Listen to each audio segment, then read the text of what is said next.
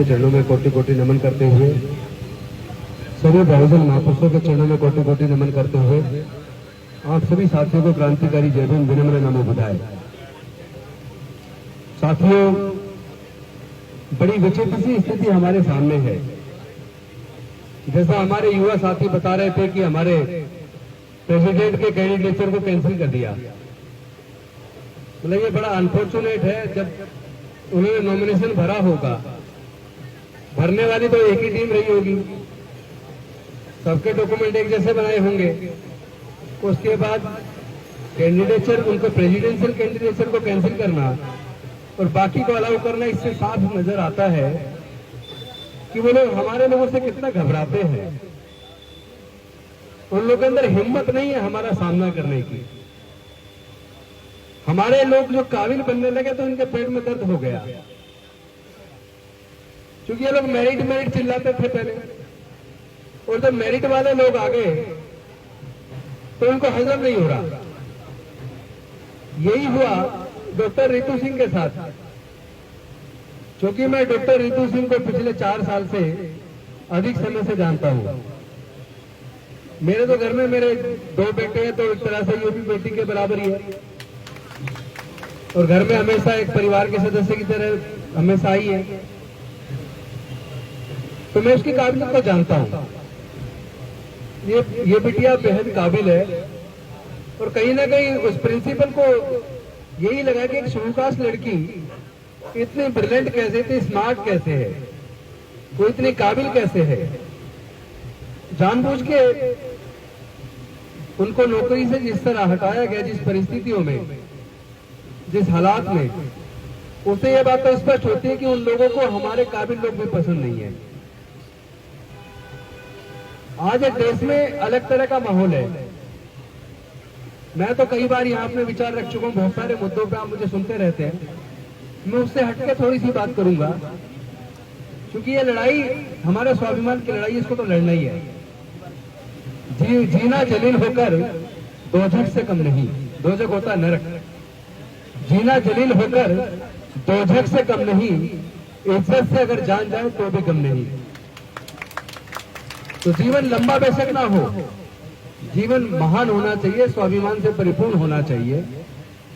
आज हमारे समाज के सामने सबसे विकट परिस्थिति यह है कि मैं पूरे देश में जहां भी जाता हूं, पूरे देश में हमारे रिटायर लोगों की एक फोर्स तैयार हो गई है। लाखों लोग नौकरी से रिटायर हो चुके, और जितने लोग रिटायर हुए उसका 10% लोग भी नौकरी में नहीं आ पा रहे। अगर पहले 2 लाख लोग नौकरी में थे, तो आज 20,000 लोग नौकरी में आए होंगे। यानी रेशो कितना बड़ा हमारा गिर गया है। और एजुकेशन को जानबूझ के इतना महंगा कर दिया कि हमारे लोग एजुकेशन ना ले पाए। सरकारी संस्थानों को प्राइवेटाइज कर दिया। लाखों परिवार ऐसे हैं जो माँ बाप को जो उनको पेंशन मिल रही है उसके ऊपर उनका घर चल रहा है। हम ये सोचने पे विवश हैं कि जिस तेजी से हमारे लोगों की नौकरियां जा रही हैं, व्यापार में हमारा हिस्सा है नहीं, देश के प्राकृतिक संसाधनों में हिस्सा नहीं है। बल्कि कभी सवाल अपने आप से भी कर लो कि ये जो जल जंगल जमीन है, जो प्राकृतिक संसाधन है, क्या कोई अपनी मां के पेट से लेकर पैदा हुआ है? जमीन लेके तो कोई अपनी मां के पेट से लेकर पैदा नहीं हुआ। फिर कुछ ही लोग जमीन के मालिक क्यों हैं? हमारे लोग जमीन के मालिक क्यों नहीं हैं? क्या ये सवाल अपने मन में पैदा नहीं होना चाहिए?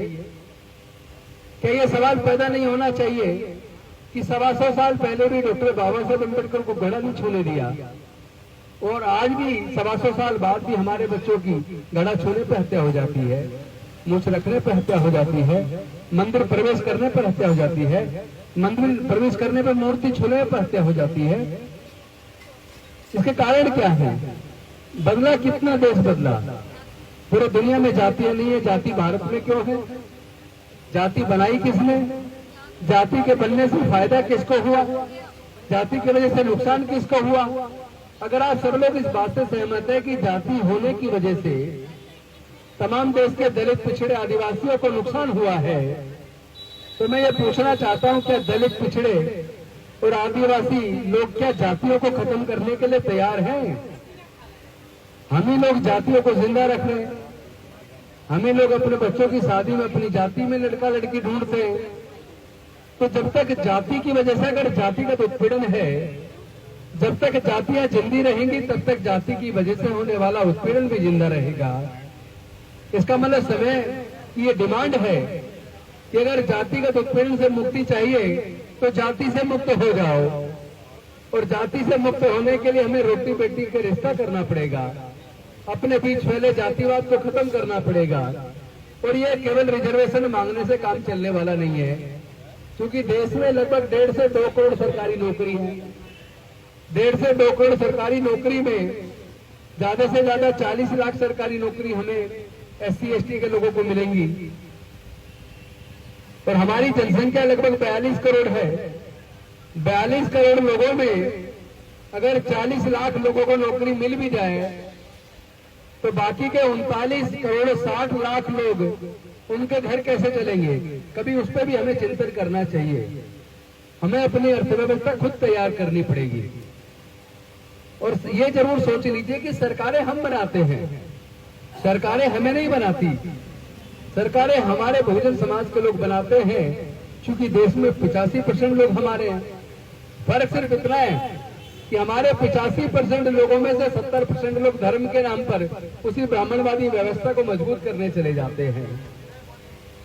एक सवाल मैं आप सबसे करना चाहता हूं, जितने लोग इधर बैठे हैं, उधर खड़े हैं या सामने बैठे हैं, मैं पूछना चाहता हूं कि जातिगत उत्पीड़न के खिलाफ क्या कभी RSS, बजरंग दल, विश्व हिंदू परिषद ने कोई धरना प्रदर्शन किया है? नहीं किया ना।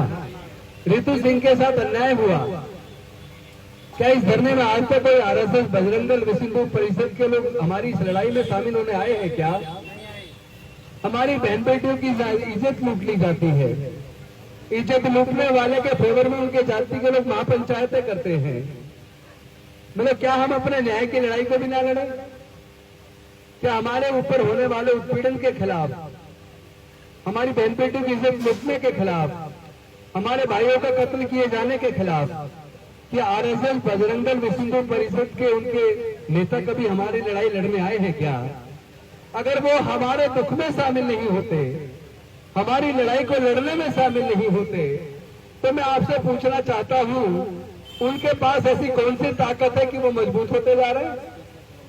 क्या ये सच नहीं है कि बजरंग दल, विश्व हिंदू परिषद के जितने जुलूस निकलते हैं, जितने उत्पाती जुलूस, धार्मिक जुलूस होते हैं, उनमें जो तलवारें लहराई जाती हैं, क्या उसमें कोई उनके समाज के लोग होते हैं या दलित, पिछड़े, आदिवासी समाज के लोग होते हैं? अरे उनको ताकत हमारे दलित, पिछड़े, आदिवासी समाज के लोग दे रहे हैं। मैं तो आपसे सिर्फ एक ही मांग करता हूं, किसी से लड़ाई लड़ने की जरूरत नहीं है।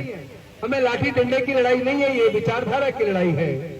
इस लड़ाई को अगर जीतना है तो अपने युवाओं को कहो, अपने बहन बेटियों को कहो, आप इनके जागरण में जाना बंद कर दो, इनके कथावाचकों को सुनना बंद कर दो, और ये जो कावड़ लेने जाते हैं, ये कावड़ लेने जाना बंद कर दो। RSS, बजरंग दल, विश्व हिंदू परिषद की शाखाओं में जाना बंद कर दो, उनको ताकत देना बंद कर दो, उनके धार्मिक जुलूसों में जाना बंद कर दो। उनकी सामाजिक व्यवस्था चरमरा कर गिर जाएगी, आपको आपका हक मिल जाएगा। आपको हक लेने के लिए धरने प्रदर्शन करने की जरूरत नहीं पड़ेगी। आपको कोई ताकत इस अपने हक की लड़ाई को लड़ने में ताकत नहीं लगानी पड़ेगी, क्योंकि आप हुक्मरान थे, ये हमारे महापुरुषों ने साबित कर दिया।